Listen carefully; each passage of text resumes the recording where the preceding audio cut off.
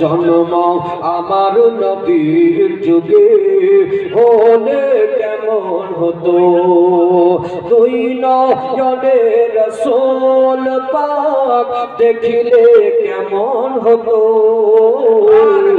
জন্ম আমার নবীর যুগে হলে কেমন হতো। আসতো ভেসে হযরতে বেলালের মধুর রাজা। সুবহানাল্লাহ। আপনার কি নাম ছিল রে? চলে গেছে।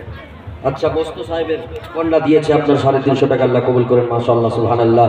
ও আসতো ভেসে হযরতে বেলালের মধুর রাজা, যেইয়া জানে ছিল এত প্রেম মুগ্ধ রহমান।